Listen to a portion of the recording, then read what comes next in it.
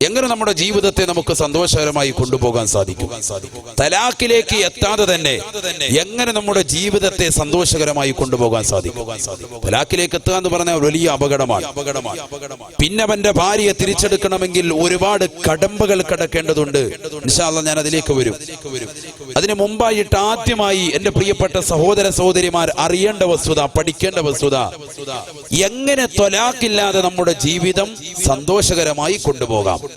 ദാമ്പത്യ ജീവിതം, നമ്മുടെ കുടുംബ ജീവിതം മനോഹരമായ രീതിയിൽ എങ്ങനെ അത് പരിസമാപ്തിയിലേക്ക് എത്തിക്കാം. നബി മുഹമ്മദ് മുസ്തഫ സല്ലല്ലാഹു അലൈഹി വസല്ലമ തങ്ങൾ അവിടുന്ന് വ്യക്തമായ രീതിയിൽ പഠിപ്പിക്കുന്നു എങ്ങനെയാണ് നിന്റെ ജീവിതം കൊണ്ടുപോകേണ്ടത്. എത്രയോ ഹദീസുണ്ട്, എത്രയോ ഖുർആനിക ആയത്തുണ്ട്. നമുക്കിത് പഠിക്കാൻ സമയമില്ലല്ലോ. ഇൽമിന്റെ മജ്ലിസിന്റെ മഹത്വം അതാണ്. ഈ സദസ്സൊക്കെ നമ്മൾ സംഘടിപ്പിച്ച സംഘാടകരെ നമ്മൾ പ്രോത്സാഹിപ്പിക്കണം. കാരണം എത്ര വല്ല മനോഹരമാകുന്ന സദസ്സാൻ. ഈ വിഷയമൊക്കെ ചർച്ച ചെയ്യപ്പെടേണ്ട വിഷയങ്ങളാണ്. ഇതൊക്കെ നമ്മൾ പഠിക്കണ്ടേ? ഇതൊക്കെ നമ്മുടെ ജീവിതത്തിൽ അറിയണ്ടേ? ഇതൊക്കെ പത്രത്താളുകളിലൂടെ ആരെങ്കിലും ഒക്കെ പറയുമ്പോ ഇതൊക്കെ ശരിയായിരിക്കും, മുസ്ലിം സഹോദരിമാരെ അകാരണമായിട്ട് അല്ലെങ്കിൽ കാരണമുണ്ടായിട്ടൊക്കെ തലാഖ് ചെല്ലുന്നുണ്ട് എന്നുള്ള ഈ വാർത്തകളൊക്കെ നമ്മൾ കേൾക്കുമ്പോ ഇതിനൊക്കെ നമ്മൾ യെസ് വെച്ചു പോകുന്നതിന് പകരം ഇതൊക്കെ ചർച്ച ചെയ്യപ്പെടണ്ടേ? ഇതൊക്കെ സമുദായം പഠിക്കണ്ടേ? കേരളത്തിന്റെ ബഹുമാന്യനായ മുഖ്യമന്ത്രി 2 മാസം മുമ്പ് നടത്തിയ പത്രസമ്മേളനത്തിലൂടെ വ്യക്തമായ രീതിയിൽ അദ്ദേഹം പറഞ്ഞു, ഈ കൊച്ചു കേരളത്തിലേതാകുന്ന ഈ സംസ്ഥാനത്തിലെ, ഈ കൊച്ചു സംസ്ഥാനത്തിലെ, ഈ കേരളം എന്ന സംസ്ഥാനത്തിലെ തലാഖ് ചെല്ലപ്പെട്ട വിവാഹമോചന കേസുകളുടെ റിപ്പോർട്ടുകൾ അദ്ദേഹം സമർപ്പിച്ചു. അതിലേറ്റവും കുറവുള്ള ജില്ല മലപ്പുറം എന്ന ജില്ലയാണ്. മലപ്പുറം ജില്ലയാണ് മുസ്ലിമീങ്ങൾ ഏറ്റവും തിങ്ങിപ്പാർക്കുന്ന ജില്ല.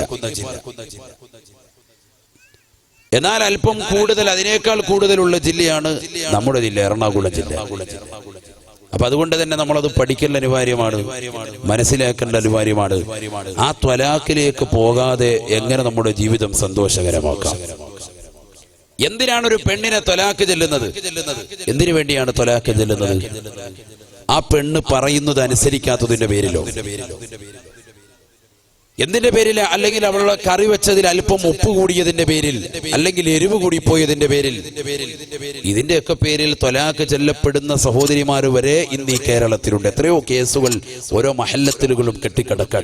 വിവാഹം കഴിക്കുന്നതിനുള്ള അപേക്ഷകളെക്കാൾ കൂടുതൽ വിവാഹമോചനത്തിനുള്ള അപേക്ഷകളാണ് ഇന്ന് മഹല്ലുകളിൽ കെട്ടിക്കിടക്കുന്നത്. നിങ്ങൾ പാലക്കാമുകളിൽ പോയി അന്വേഷിച്ചോളൂ.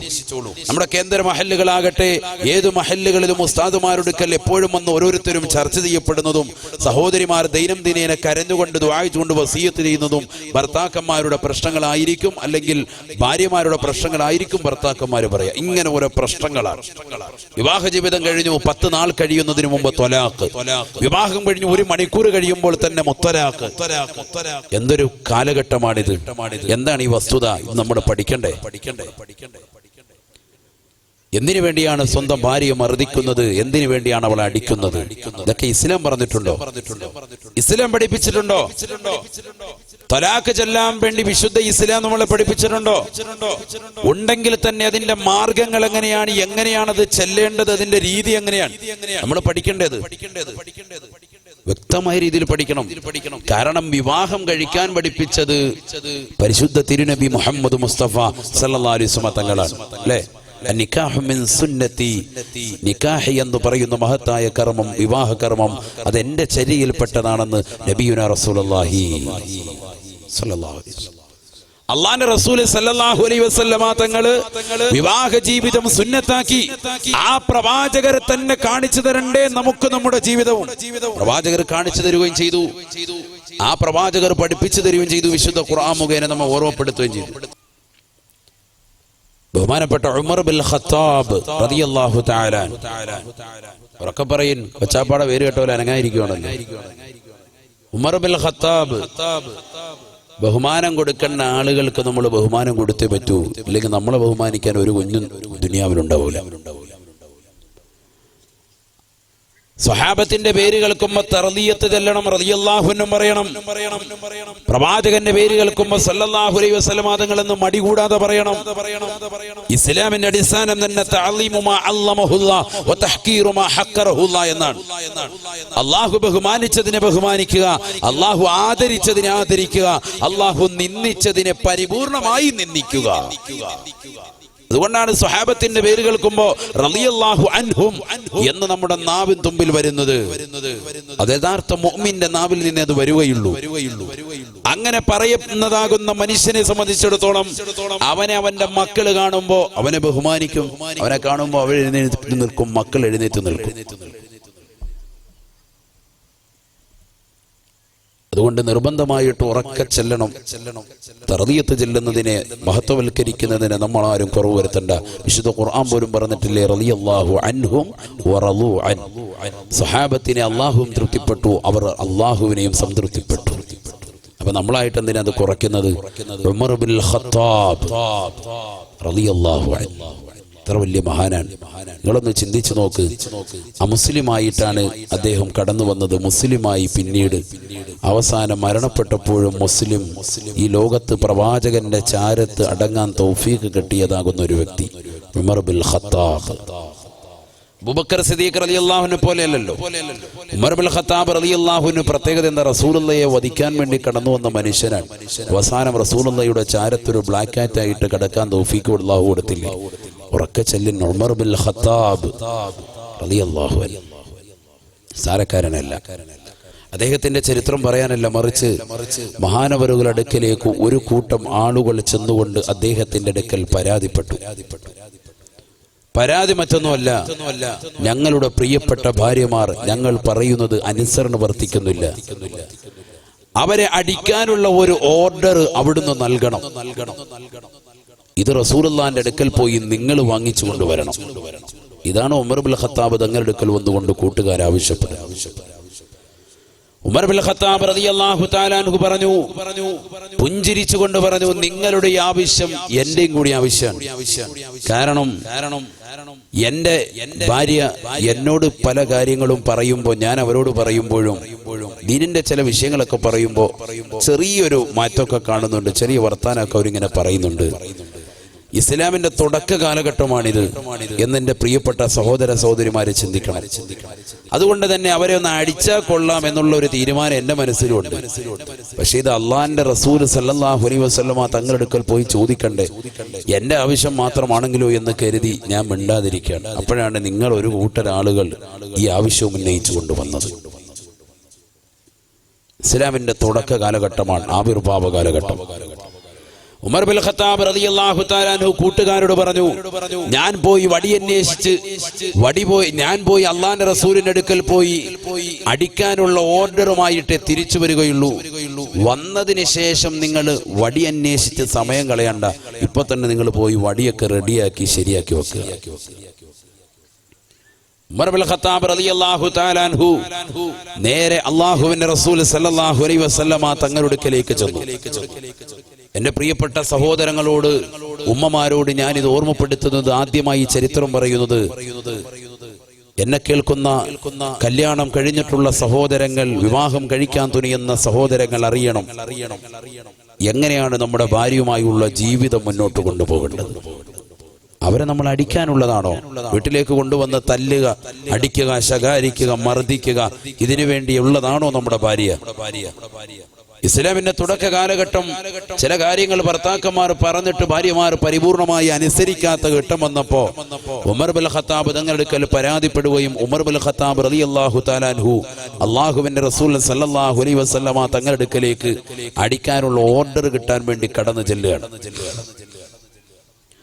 നബിയുനാ റസൂലുള്ളാഹി സ്വല്ലല്ലാഹു അലൈഹി വസല്ലം അല്ലാഹുവിന്റെ റസൂൽ സുന്നത്ത് നമസ്കരിച്ചു കൊണ്ടിരിക്കുകയാണ്. സുന്നത്ത് നമസ്കാരം കഴിഞ്ഞുകൊണ്ട് റസൂലുള്ളാഹി സ്വല്ലല്ലാഹു അലൈഹി വസല്ലമ തങ്ങൾ ബഹുമാനപ്പെട്ട ഉമർ ഇബ്നുൽ ഖത്താബ് തങ്ങളിലേക്ക് നോക്കിക്കൊണ്ട് ചോദിക്കുകയാണ്, മാലക യാ ഉമറോ, മാലക യാ ഉമറോ, ഉമറേ എന്തു പറ്റി ഉമറേ, എന്തിനാണ് നീ വന്നിരിക്കുന്നത് ഉമറേ? ഉമർ ഇബ്നുൽ ഖത്താബ് റളിയല്ലാഹു തആല അൻഹു ഹബീബായ റസൂലുള്ളാഹി സ്വല്ലല്ലാഹു അലൈഹി വസല്ലമ തങ്ങളോട്, അല്ലാഹുവിന്റെ റസൂലിനോട് ഉമർ ഇബ്നുൽ ഖത്താബ് തങ്ങൾ പറയുകയാണ്, യാ റസൂലല്ലാഹ്, നബിയേ, ഞാൻ ഒരാളാണ് അവിടുത്തെ മുന്നിൽ വന്നിട്ടുള്ളതെങ്കിലും ഒരു പ്രസ്ഥാനത്തിന്റെ ആവശ്യവുമായിട്ടാണ് വന്നിട്ടുള്ളത്. ഒരു കൂട്ടം ആളുകളുടെ ആവശ്യ പൂർത്തീകരണത്തിന് വേണ്ടിയാണ് അവിടുത്തെ ചാരത്തിന് ഞാൻ വന്നിട്ടുള്ളത് നബിയേ. ഹബീബായ നബി സല്ലല്ലാഹു അലൈഹി വസല്ലമ തങ്ങൾ ചോദിക്കുകയാണ്, എന്താണ് ഉമറേ, എന്താണ് ഉമറേ? ഉമർ ഇബ്നുൽ ഖത്താബ് റളിയല്ലാഹു തആല അൻഹു ഹബീബായ നബി തങ്ങളോട് പറയുകയാണ്, നബിയേ, ഞങ്ങളുടെ ഭാര്യമാർ ഞങ്ങൾ പറയുന്ന പല വിഷയങ്ങളും പരിപൂർണമായി അനുസരണ വർത്തിക്കുന്നില്ല. അവരെ അടിക്കാനുള്ളതാകുന്ന ഒരു ഓർഡർ അവിടുന്ന് അള്ളാന്റെ ഭാഗത്ത് നിന്ന് വാങ്ങിത്തരണേ യാ റസൂലല്ലാഹ്. ഹബീബായ നബി സല്ലല്ലാഹു അലൈഹി വസല്ലമ തങ്ങൾ ഇത് കേൾക്കേണ്ട താമസം ഉമർ ഇബ്നുൽ ഖത്താബ് തങ്ങളോട് പറഞ്ഞു അത്രേ, ലാ യാ ഉമറു, ലാ യാ ഉമറു, ഇല്ല ഉമറേ, ഇല്ല ഉമറേ, അടിക്കാനുള്ള ഓർഡർ അല്ലാഹുവിന്റെ ഭാഗത്ത് നിന്ന് ഇല്ല. അടിക്കാനുള്ള ഓർഡർ അല്ലാഹു ഇതുവരെ നൽകിയിട്ടില്ല. ഇസ്ലാമിന്റെ തുടക്ക കാലഘട്ടം ഉമർ ഇബ്നുൽ ഖത്താബ് റളിയല്ലാഹു തആല അൻഹുവിനോട് ഇത് പറഞ്ഞിട്ട് അല്ലാഹുവിന്റെ റസൂൽ വീണ്ടും സുന്നത്ത് നമസ്കരിക്കുകയാണ്. ഉമർ ഇബ്നുൽ ഖത്താബ് തങ്ങൾ പോകാൻ കൂട്ടാക്കുന്നില്ല. റസൂലുള്ളാഹി സുന്നത്ത് നമസ്കാരം കഴിഞ്ഞ് അല്പനേരം മൗനം അവലംബിച്ചപ്പോ നസലൽ അമീൻ മലക്ക് ജിബ്രീൽ അലൈഹിസ്സലാം ഇറങ്ങി വന്നുകൊണ്ട് പരിശുദ്ധ ഖുർആൻ ഓതിക്കൊടുക്കുകയാണ്. ഹബീബായ നബി തങ്ങൾ ആയത്ത് കേട്ടുകൊണ്ട് ഉമർ ഇബ്നുൽ ഖത്താബ് തങ്ങളോട് പറഞ്ഞു അത്രേ, അബ്ശിർ യാ ഉമറു, അബ്ശിർ യാ ഉമറു, ഉമറേ, ഉമറേ, നീ സന്തോഷിക്കണേ ഉമറേ. നിന്റെ ആഗ്രഹം പോലെ, കൂട്ടുകാരുടെ ലക്ഷ്യം പോലെ അള്ളാഹു അടിക്കാനുള്ള അനുമതി, മോശപ്പെട്ട സ്വഭാവ വൈകല്യമുള്ള ഭാര്യമാരെ അടിക്കാനുള്ള അനുമതി അള്ളാഹു നൽകിയിട്ടുണ്ട് ഉമറേ. പക്ഷേ ചില നിബന്ധനകളുണ്ട് സയ്യിദുനാ റസൂലുള്ളാഹി. അടിക്കാനുള്ള ചില ഓർഡർ ഉണ്ട് എന്ന് പറയുന്നിട്ട് അള്ളാഹുവിന്റെ റസൂല് നിബന്ധനകളുണ്ടെന്ന് കൊണ്ട് പറഞ്ഞു നോക്കുമ്പോ ഉമർ ഇബ്നുൽ ഖത്താബ് തങ്ങൾ അവിടെ കാണുന്നില്ല. അടിന്ന് കേട്ടപ്പോൾ ഉമർ ഒരൊറ്റ ഓട്ടം ഓടിച്ചു. മൂപ്പരുടെ നിയ്യത്ത് അതാണ്, വന്നിരിക്കുന്നതിന് വേണ്ടിയാണ്. ഈ അടിയുടെ ആവശ്യ പൂർത്തീകരണം കിട്ടാൻ വേണ്ടിയാണ്. അത് കിട്ടിക്കഴിഞ്ഞപ്പോൾ മൂപ്പര് നേരെ ചെന്നു കൂട്ടുകാരോട് പറഞ്ഞു, വടിയൊക്കെ റെഡിയാക്കി കാത്തു നിൽക്കാണ്. കാരണം പോയിരിക്കുന്നത് ഉമർ ഇബ്നുൽ ഖത്താബ് തങ്ങളാ. പോയി കഴിഞ്ഞ കാര്യം സാധിച്ചിട്ട് തിരിച്ചു വരുള്ളൂ. അതുകൊണ്ട് കൂട്ടുകാരുടെ അടുക്കലേക്ക് ഓടിച്ചെന്നിട്ട് പറഞ്ഞു, നല്ലതുപോലെ അടിക്കടാന്ന് പറഞ്ഞു. ശരിക്കടിച്ചോളാൻ പറഞ്ഞു. സുബ്ഹാനല്ലാഹ്, പറയേണ്ട കാര്യമില്ലല്ലോ. നല്ല അടി കിട്ടി. എല്ലാ ഭാര്യമാർക്കും, മോശപ്പെട്ട സ്വഭാവ വൈകല്യം ഉള്ളതാകുന്ന ഭാര്യമാർക്കൊക്കെ നല്ല അടി കിട്ടി. ദീനിന്റെ വിഷയങ്ങൾ പറഞ്ഞിട്ട് മാറി നിൽക്കുന്ന സഹോദരിമാർ, നമസ്കരിക്കാൻ പറഞ്ഞിട്ട് എനിക്ക് നമസ്കരിക്കാൻ ഇപ്പൊ പറ്റൂല, എനിക്ക് അശുദ്ധിയാണെന്ന് പറഞ്ഞുകൊണ്ട് ശുദ്ധിയുള്ള സമയത്ത് പോലും കളവ് പറഞ്ഞുകൊണ്ട് മാറി നിൽക്കുന്ന സഹോദരിമാര് ഇന്നും നമുക്കിടയിലുണ്ട്. ശുദ്ധിയുണ്ട്, പക്ഷേ അശുദ്ധിയാണെന്ന് പറഞ്ഞുകൊണ്ട് ഒരു റക്അത്തും കൂടെ എങ്ങനെയെങ്കിലും കട്ട് ചെയ്യുക, മാറി നിൽക്കുക. ലുഹറിന്റെയും അസറിന്റെയും ഇടയിൽ വെച്ചുകൊണ്ട് അവൾക്ക് ആർത്തവ രക്തം മുറിഞ്ഞാൽ, പീരീഡ് ടൈം കഴിഞ്ഞു കഴിഞ്ഞാൽ നിർബന്ധമായും അസർ നമസ്കാരത്തിന് മുമ്പ് തന്നെ അവൾക്ക് ലുഹർ നമസ്കരിക്കാനും കുളിച്ച് ശുദ്ധീകരിച്ച് നമസ്കരിക്കാനുള്ള സമയമുണ്ട് എങ്കിൽ എത്രയും പെട്ടെന്ന് കുളിച്ച് ആ നമസ്കാരം കൂടി അവൾ നമസ്കരിക്കൽ നിർബന്ധമാണ്. ആരെവിടെ ശ്രദ്ധിക്കുന്നത്? ഏത് സഹോദരിമാരാ ശ്രദ്ധിക്കുന്നത്? കുളിച്ചിട്ട് അടുത്ത വക്കത്ത് പോലും കരിക്കുന്നവരുടെ കാര്യമാണെങ്കിൽ മാത്രം അങ്ങനെ പറയുന്നത്. നമ്മളൊക്കെ നമസ്കാരമുള്ളവരാണ്. അള്ളാഹു കബൂലാക്കുമാറാവട്ടെ. ളുഹറിന്റെയും അസറിന്റെയും ഇടയിൽ ഞാൻ ഒരു ഉദാഹരണം പറഞ്ഞാൽ, ഒരു മിസാല് പറഞ്ഞതാണ്.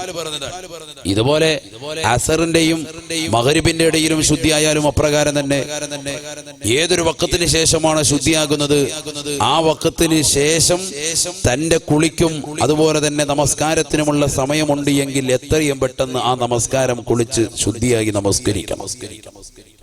ഇതാണ് പരിശുദ്ധ ശരീഅത്തുൽ ഇസ്ലാം. ഇങ്ങനെ നമസ്കാരത്തെ പോലും നമസ്കരിക്കാതെ അലംഭാവം വെക്കുന്ന എത്രയോ സഹോദരിമാരുണ്ട്. ശുദ്ധിയുള്ള സമയത്ത് പോലും അശുദ്ധിയാണെന്ന് പറഞ്ഞ് കളവ് നിൽക്കുന്നവർ. അത്തരത്തിലുള്ള സഹോദരിമാരൊക്കെ അന്ന് നല്ല അടി അങ്ങോട്ട് കിട്ടി.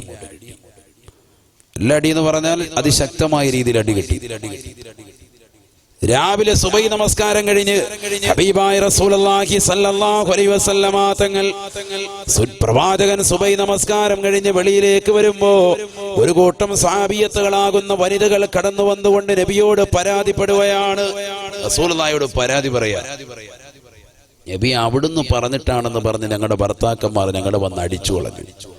ഞങ്ങളുടെ കയ്യനക്കാൻ മേല, നോക്ക് കാലനക്കാൻ മേല, വല്ലാത്ത ബുദ്ധിമുട്ടാണ് എന്ന് പറഞ്ഞ അള്ളാന്റെ റസൂൽ സല്ലല്ലാഹു അലൈഹി വസല്ലമ തങ്ങൾക്ക് വന്നു വരാതി. സല്ലല്ലാഹു അലൈഹി വസല്ലമ തങ്ങളുടെ മുഖമങ്ങ് ചുവന്ന് തുടുക്കുകയാണ്.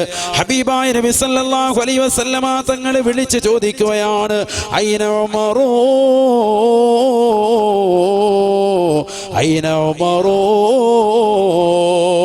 സഹാബത്തെ, സഹാബത്തെ, ഉമറവിടെ സഹാബത്തെ, ഉമറവിടെ സഹാബത്തെ.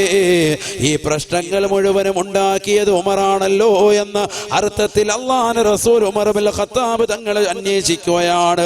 പള്ളിയുടെ പുറത്ത് ചെരുപ്പ് തെരഞ്ഞുകൊണ്ടിരിക്കുന്ന ഉമർ ഇബ്നുൽ ഖത്താബ് തങ്ങളുടെ അടുക്കലേക്ക് കൂട്ടുകാർ ചെന്നിട്ട് പറയുകയാണ്, ഉമറേ, അല്ലാഹുവിന്റെ റസൂൽ നിങ്ങൾ അന്വേഷിക്കുന്നുണ്ട്.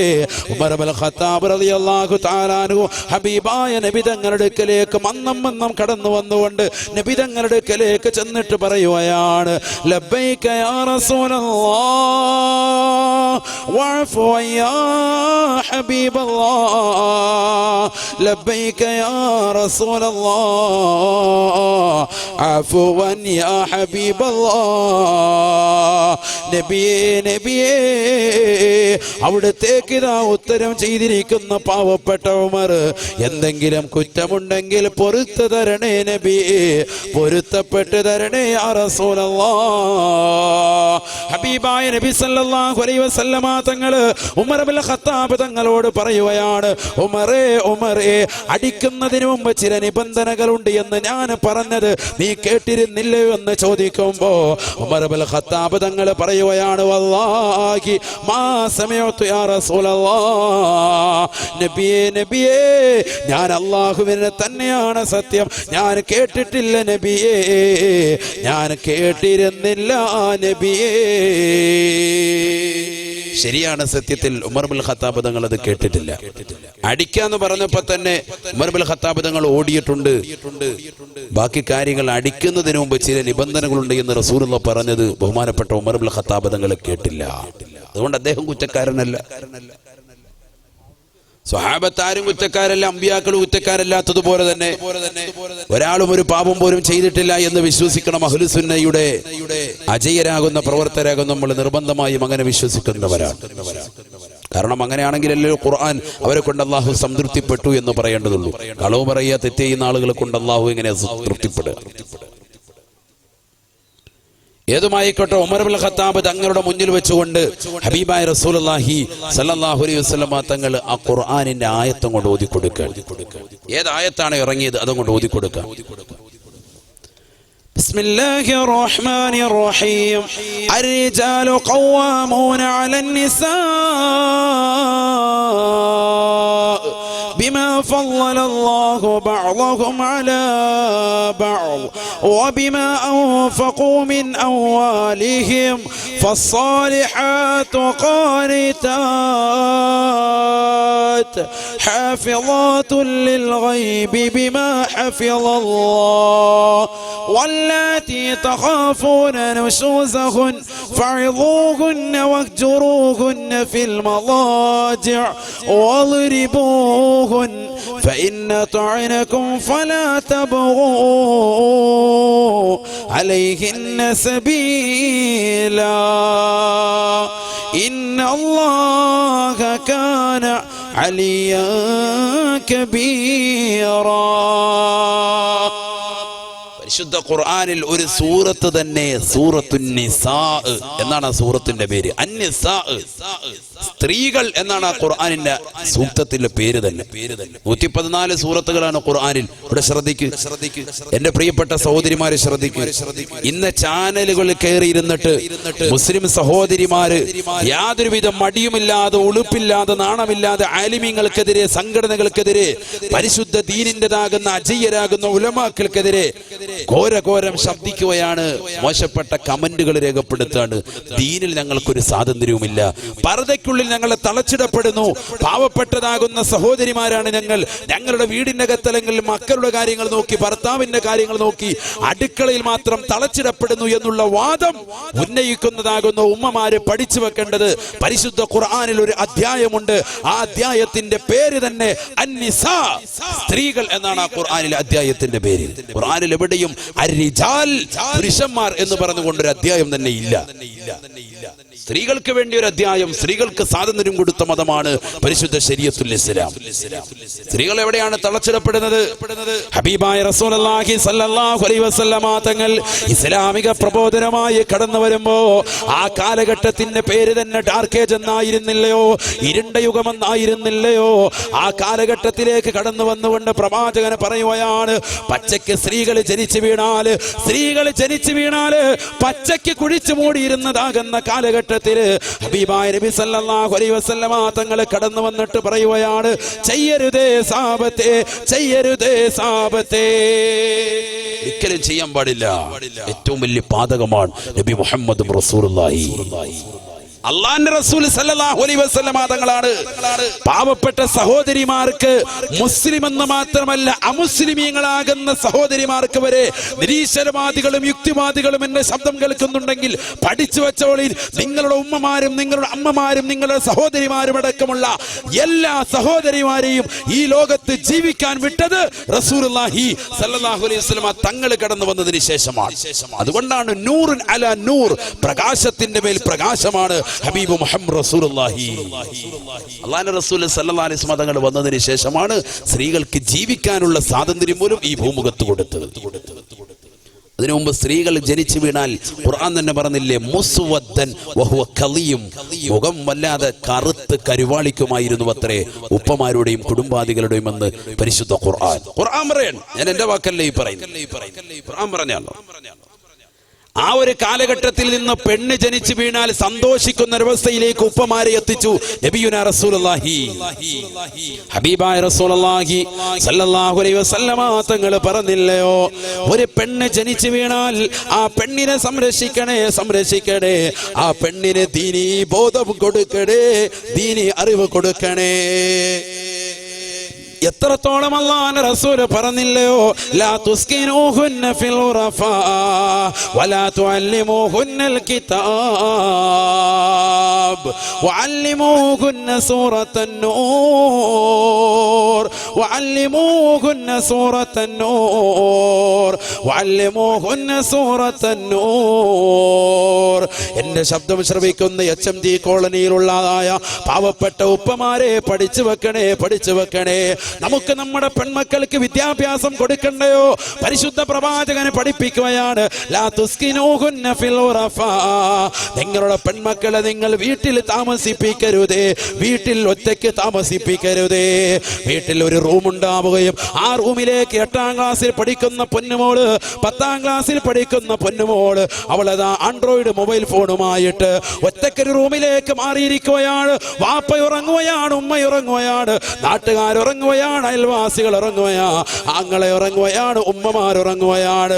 ആരും അറിയാതെ പാതിരാത്തിന്റെ നിറവില്, നിശബ്ദതയുടെ നിശീതതയില്, കൂരിരുട്ടിനെ വകഞ്ഞു മാറ്റിക്കൊണ്ട് കാമുകനുമായിട്ടുള്ളതായ ചാറ്റിങ്ങും ഫോൺ വിളികളുമായി നമ്മുടെ മക്കളെ മാറാതിരിക്കാൻ വേണ്ടി അല്ലാഹുവിന്റെ റസൂൽ പഠിപ്പിക്കുകയാണ്, ലാ തുസ്കിനൂഹുന്ന ഫിൽ ഉറഫാ.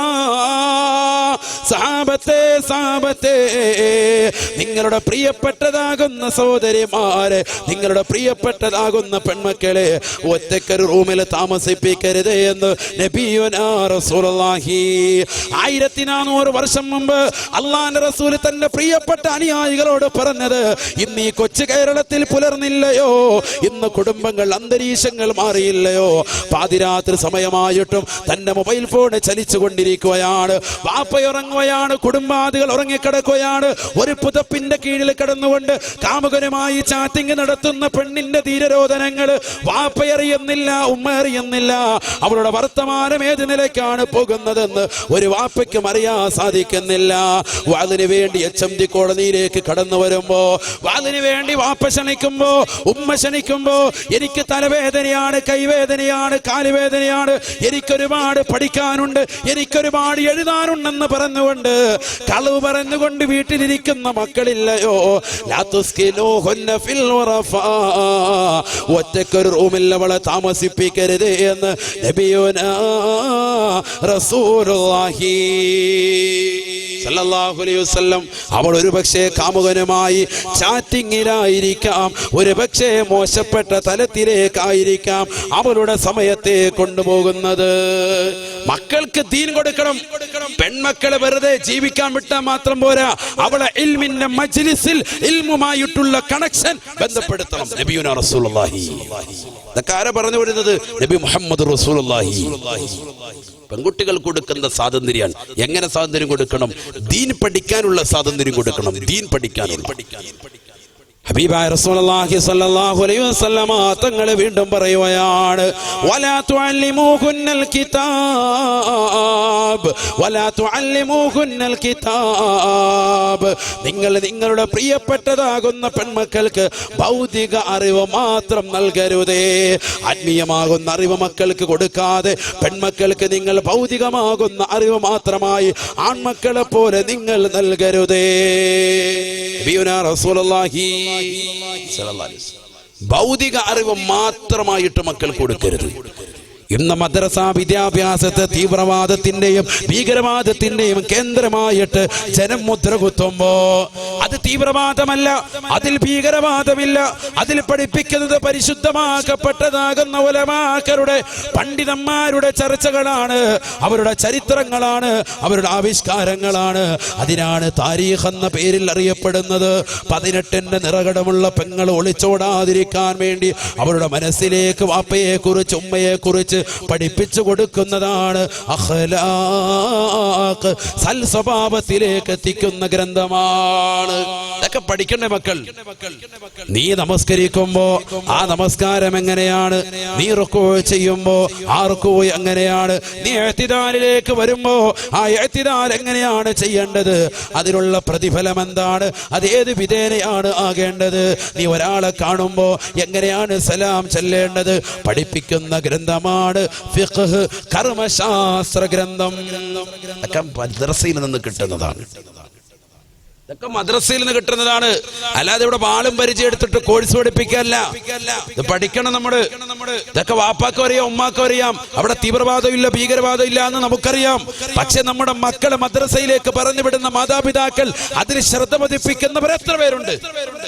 അതാണ് എന്റെ ചോദ്യം. വളരെ ഖേദത്തോടുകൂടി കുമ്മനം ഉസ്താദ് ചോദിക്കുകയാണ്, നിങ്ങളോട് സ്നേഹമുള്ളത് കൊണ്ട് ഒരു ഇമാം എന്ന നിലയിൽ ഞാൻ നിങ്ങളോട് ചോദിക്കുകയാണ്, 5ാം ക്ലാസ്സിൽ മദ്രസയിൽ പഠിക്കുന്നതാകുന്ന പെൺകുട്ടികളെ എത്ര ഉപ്പമാര് വന്നുകൊണ്ടാണ് പറയുന്നത്, എന്റെ മകള് പ്രായപൂർത്തിയെത്തി ഉസ്താദെ, ഇനി ഞാൻ അവളെ മദ്രസയിലേക്ക് പറഞ്ഞു വിടുന്നില്ല. ആ കുട്ടിയെ പിന്നെ MBBS വിടുന്നു, അവിടെ പ്രായപൂർത്തി പ്രശ്നമല്ല. BDS പറഞ്ഞു വിടുന്നു, പ്രായപൂർത്തി പ്രശ്നമല്ല. നേഴ്സിംഗിന് പറഞ്ഞു വിടുന്നു, അവിടെയും പ്രായപൂർത്തി പ്രശ്നമല്ല.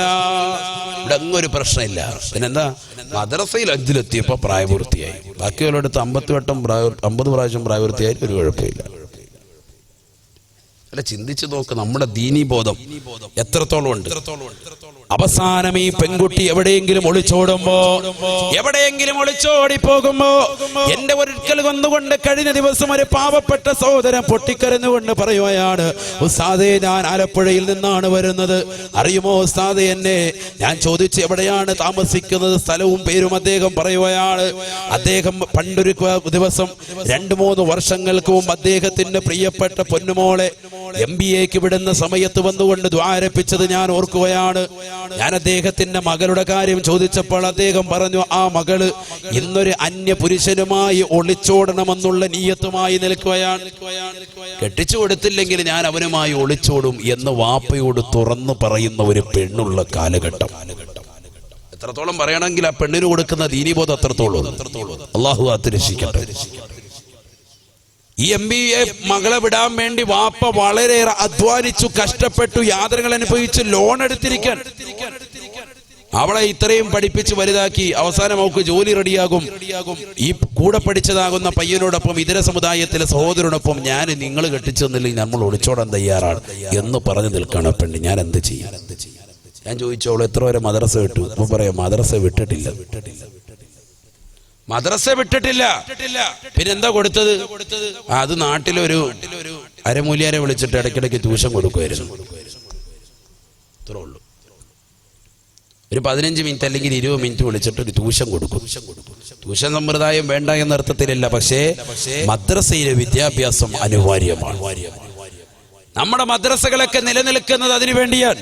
ഈ മദ്രസയിലേക്ക് നമ്മുടെ മക്കളെ എത്ര വരെ പഠിപ്പിക്കുവോ അത്ര വരെ. അത് 10ാം ക്ലാസ് വരെ ഉണ്ടെങ്കിൽ 10 വരെ പഠിച്ചാൽ തന്നെ ആളുകൾ പഠിച്ചവരെ പോലും പിഴച്ചു പോകുന്ന ഈ കാലഘട്ടത്തിൽ പഠിക്കാത്ത നമ്മൾ എവിടെ എത്തും? ചിന്തിച്ചു നോക്ക്. അതാ എനിക്ക് ചോദിക്കാറുണ്ട്. 10 വരെ പഠിച്ചിറങ്ങിയ സഹോദരിമാര് പോലും ഇബ്ലീസ് വന്നുകൊണ്ട് വലയിൽ വീഴ്ത്തിക്കൊണ്ട് പിഴച്ചു പോകുന്ന ഈ കാലഘട്ടത്തിൽ തീരെ മദ്രസ വിദ്യാഭ്യാസം ഇല്ലാത്തതാകുന്ന സഹോദരിമാര് എവിടെയാണ് എത്തിച്ചേരുക? നബിയുനാ റസൂലുള്ളാഹി സ്വല്ലല്ലാഹു അലൈഹി വസല്ലമ തങ്ങൾ അതുകൊണ്ടാണ് ഓർമ്മപ്പെടുത്തുന്നത്, വലാ തുഅല്ലിമൂഹുന്നൽ കിതാബ് വഅല്ലിമൂഹുന്ന സൂറത്തൻ നൂർ. നിങ്ങളുടെ പ്രിയപ്പെട്ടതാകുന്ന സഹോദരിമാർക്ക് ഖുർആൻ പഠിപ്പിക്കണേ. ആ ഖുർആനിൽ നിന്ന് സൂറത്തുൻ നൂർ പഠിപ്പിക്കണേ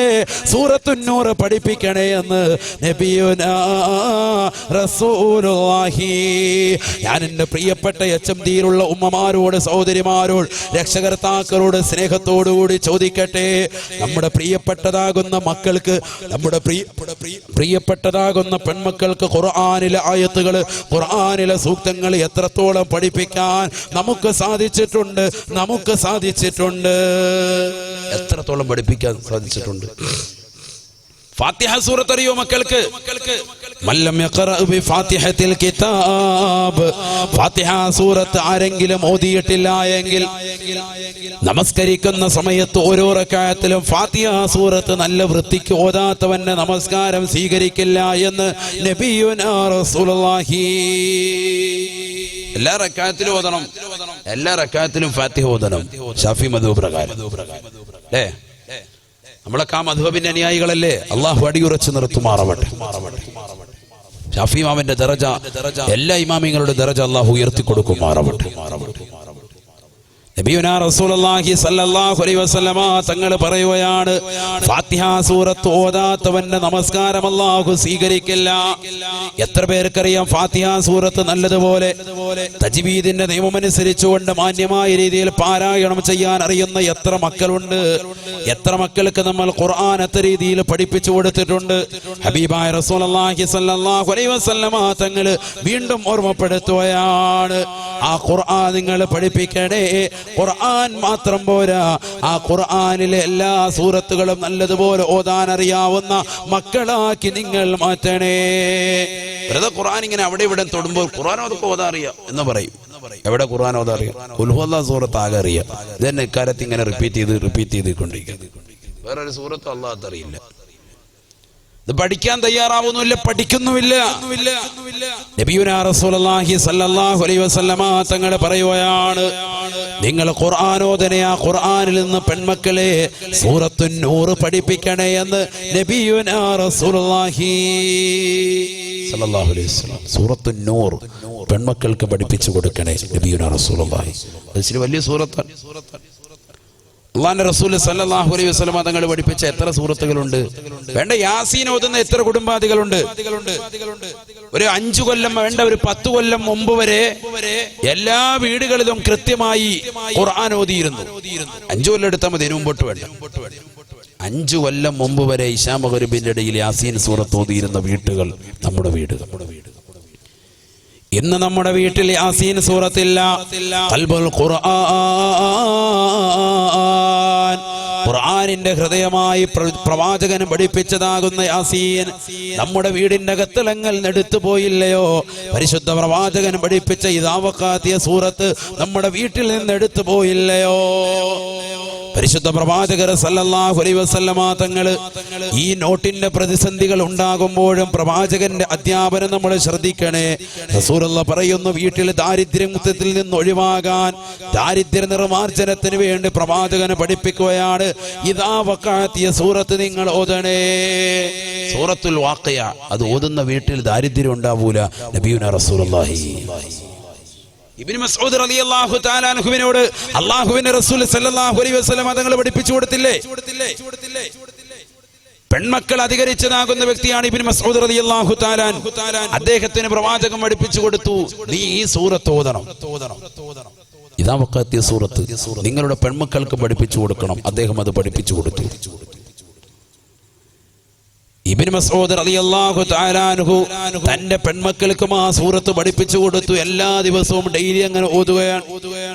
ഹബീബായ റസൂലുള്ളാഹി സ്വല്ലല്ലാഹു അലൈഹി വസല്ലമ തങ്ങൾ വഫാത്തായി കഴിഞ്ഞപ്പോ ഒന്നാം ഖലീഫയായി കടന്നു വന്ന അബൂബക്കർ സിദ്ദീഖ് തങ്ങൾ കയ്യിലേക്ക് ഒരു സ്വർണത്തിന്റെ കിഴിയുമായി ബഹുമാനപ്പെട്ട ഇബ്നു മസ്ഊദ് തങ്ങളുടെ വീട്ടിന്റെ ഉമ്മറപ്പടിയിൽ വന്നുകൊണ്ട് വിളിക്കുകയാണ്.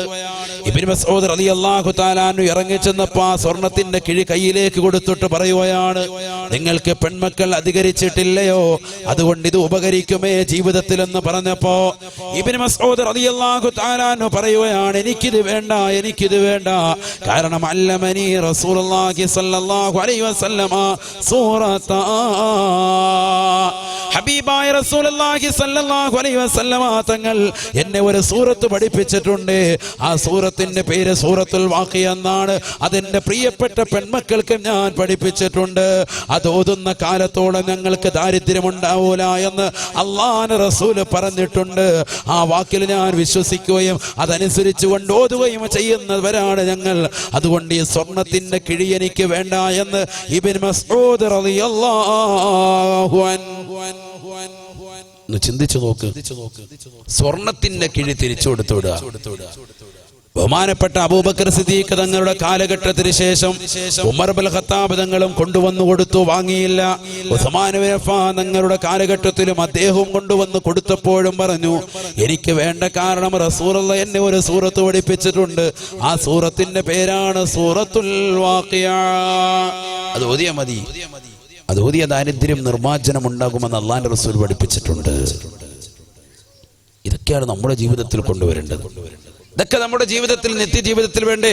സൂറത്തുൽ മുൽക്ക് ഓതിയിരുന്നവരല്ലേ നമ്മൾ? മൗലിദുകൾ ഓതിയിരുന്നവരല്ലേ? റാത്തിബുകൾ ചൊല്ലിയിരുന്നവരല്ലേ? ഇതൊക്കെ നമ്മുടെ ജീവിതത്തിൽ നടത്തി മാറ്റിയപ്പോ ജീവിതത്തിൽ പ്രശ്നങ്ങളും പ്രയാസങ്ങളും വന്നകപ്പെട്ടില്ലേ? ചിന്തിച്ചു നോക്ക്. നബിയുനാ റസൂലുള്ളാഹി സ്വല്ലല്ലാഹു അലൈഹി വസല്ലമ തങ്ങൾ ബഹുമാനപ്പെട്ട ഉമർ ഇബ്നുൽ ഖത്താബ് തങ്ങളും അവിടുത്തെ അനുയായികളാകുന്ന സ്വഹാബത്തും ഇരിക്കുമ്പോൾ റസൂലുള്ളാഹി സൂറത്തുൻ നിസായിലെ ആയത്ത് ഓതുകയാണ്. സ്ത്രീകളെ എല്ലാവരെയും അടിച്ചു. മിക്ക സഹോദരിമാർക്കും അടി കിട്ടി. അവരൊക്കെ വന്നുകൊണ്ട് റസൂലുള്ളാഹിയോട് പരാതിപ്പെട്ടു. സുബഹിയുടെ സമയത്ത് ഉമർ ഇബ്നുൽ ഖത്താബ് തങ്ങൾ വിളിച്ചിട്ട് അല്ലാഹുവിന്റെ റസൂൽ സ്വല്ലല്ലാഹു അലൈഹി വസല്ലമ തങ്ങൾ ഉമർ ഇബ്നുൽ ഖത്താബ് തങ്ങളുടെ മുന്നിൽ വെച്ചുകൊണ്ട് ഖുർആനിന്റെ ആയത്ത് ഓതി കൊടുക്കുന്നു. ഏത് ആയത്ത്? സൂറത്തുൻ നിസായിലെ ആയത്ത്. അവിടെ നിന്നാണ് നമ്മൾ അങ്ങോട്ട് പോയത്. അന്നിസാ, സ്ത്രീകൾ എന്ന് പ്രതിപാദിക്കുന്ന ഒരു അധ്യായം, അതിലുള്ളൊരു ആയത്ത്. بسم الله الرحمن الرحيم واللاتي تخافون نشوزهن فعظوهن واهجروهن في المضاجع واضربوهن فإن طعنكم فلا تبغوا عليهن سبيلا إن الله كان عليا كبيرا. പരിശുദ്ധ ഖുർആൻ ഭർത്താക്കന്മാരെ വിളിച്ചുകൊണ്ട് ഓർമ്മപ്പെടുത്തുക. എന്തിനാണ് ഭാര്യ അടിക്കുന്നത്? നിങ്ങൾ എന്തിനാ അടിക്കുന്നത്? വല്ലാത്തി തഖാഫൂന നുശൂസഹുന്ന ഫഅദൂഹുൻ. അല്ലയോ പ്രിയപ്പെട്ട ഭർത്താക്കന്മാരെ, ചെറുപ്പക്കാരെ, യുവാക്കളെ, നിങ്ങളാണ് പ്രശ്നക്കാര്. നിങ്ങളാണ് വിവാഹം കഴിച്ചതിന് ശേഷം ചെറിയ പ്രശ്നങ്ങളുടെ പേരിൽ ഭാര്യമാരെ മുത്തലാക്ക് ചെല്ലുന്നത്, ഭാര്യമാരെ ത്വലാക്ക് ചൊല്ലി ഒഴിവാക്കുന്നത്. അത് പാടില്ല, പാടില്ല. 3 ത്വലാക്കിലേക്ക് നിങ്ങൾ എടുത്ത് ചാടരുതേ. ത്വലാക്കിലേക്ക് തന്നെ നിങ്ങൾ എത്തരുതേ, എത്തരുതേ. ആദ്യമായി നിങ്ങളുടെ ഭാര്യയോട് വർത്തിക്കേണ്ട രീതി അല്ലാഹുവിന്റെ ഖുർആൻ പറയുകയാണ്. വല്ലാത്തി തഖാഫൂന നുശൂസഹുന്ന ഫഅഊഹുന്ന. അല്ലയോ പ്രിയപ്പെട്ട ഭർത്താക്കന്മാരെ, നിങ്ങളുടെ ഭാര്യമാർ നിങ്ങളോട് പിണക്കം വെച്ചാൽ അവർക്ക് നിങ്ങൾ നല്ല ഉപദേശം കൊടുക്കണേ. വിശുദ്ധ ഖുർആൻ